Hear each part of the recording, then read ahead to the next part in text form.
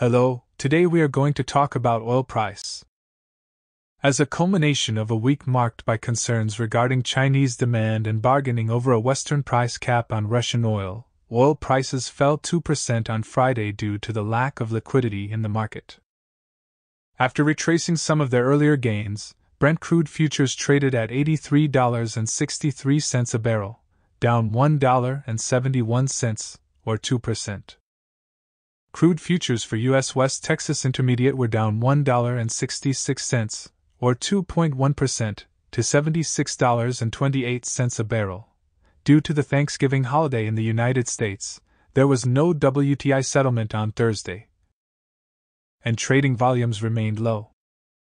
Phil Flynn, an analyst with Price Futures Group, stated, "Because there's light volume after the holiday, we're giving up some of the gains here a bit." After reaching 10-month lows this week, both contracts experienced their third weekly decline in a row. Brent was down 4.6% at the end of the week, while WTI was down 4.7%.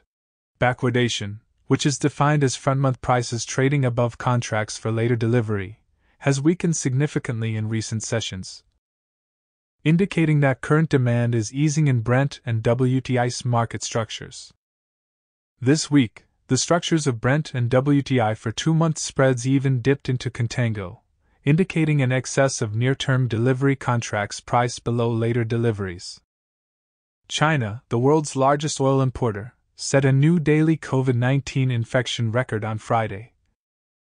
As cities across the country continued to impose mobility restrictions and other restrictions to contain outbreaks. An ANZ note demonstrated that this is beginning to impact fuel demand, as implied oil demand is approximately 1 million barrels per day lower than average and traffic is decreasing. In the meantime, diplomats from the G7 and the European Union have been talking about setting a price limit for Russian oil between $65 and $70 a barrel. But no agreement has been reached yet, according to EU diplomats. A meeting of government representatives from the European Union that had been scheduled for Friday evening to discuss the proposal was cancelled. The goal is to limit revenue without disrupting global oil markets in order to fund Moscow's military offensive in Ukraine. The proposed level is roughly comparable to what Asian buyers are currently paying.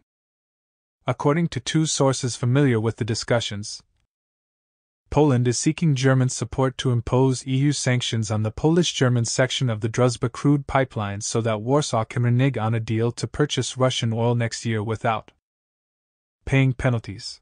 Exchanging is supposed to stay wary in front of a settlement on the cost cap, because of happened on December 5 when an EU restriction on Russian unrefined starts off. And in front of the following gathering of the Association of the Oil sending out nations and partners on December 4.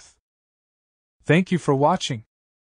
For more financial news and info, don't forget to hit the like and subscribe buttons.